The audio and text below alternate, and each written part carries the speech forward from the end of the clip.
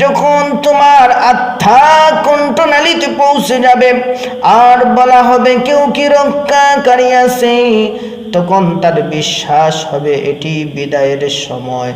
নবী আলাইহিস সালাতু ওয়াস সালাম বলেন, মৃত্যু যন্ত্রণা সম্পর্কে বলেন, আল্লাহর কসম আমি যা অবগত তা তোমরা অবগত হলে অল্প অল্প হাসতে আর বেশি বেশি করে কাঁদতে, আর আরামের বিছানায় স্ত্রীর সাথে মিলিত হতে না, পাহাড় পর্বতে বের হয়ে যেতে, আর কাতর অবস্থায় আল্লাহর নিকট দোয়া চাইতে থাকতে, আল্লাহর নিকট পানা চাইতে থাকতে।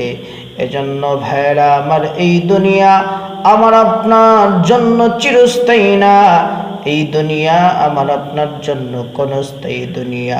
আমরা বিগত 1 মাস রমজান মাস যতটুকুই আমল করছি, যেইভাবে আমরা মসজিদে আগমন করেছি, 5 ওয়াক্ত নামাজের সময় মসজিদকে আমরা ভরপুর করে রেখে দিয়েছি।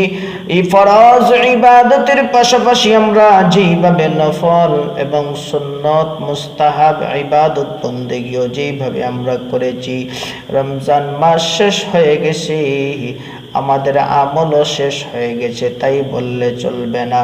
রমজান মাস থেকে আমরা শিক্ষা অর্জন করেছি, শিক্ষা নিয়েছি, বাকি 11 মাসও আমরা হুবহু ওইভাবে আমল করব। কারণ দুনিয়ার জিন্দেগি ক্ষণস্থায়ী জিন্দেগি, আজ আসি তো ভাই কাল নাই। যখন মালাকুল মউত আবার আপনার জান কবজ করার জন্য চলে আসবে, আমার আপনার দেহ থেকে এই প্রাণ পাখিটা বের করার পর আমার আপনার দুনিয়ার কোনো কিছু আমার আপনার কোনো কাজে আসবে না, একমাত্র তোমার আর আমার ঈমান এবং নেক আমল কাজে আসবে।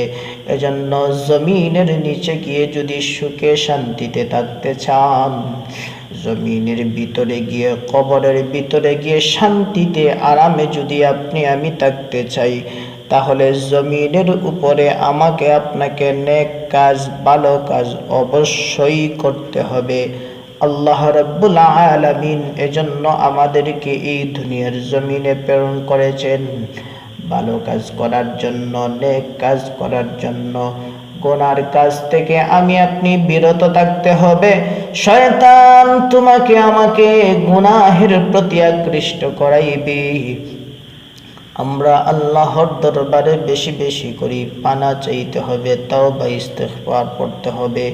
আল্লাহ রাব্বুল আলামিন আমরা যদি তার দরবারে ইস্তিগফার করি, গুনাহের প্রতি অনুতপ্ত হইয়া লজ্জিত হইয়া যদি তাওবা করি, অবশ্যই আল্লাহ রাব্বুল আলামিন আমাদের তাওবাকে কবুল করবে।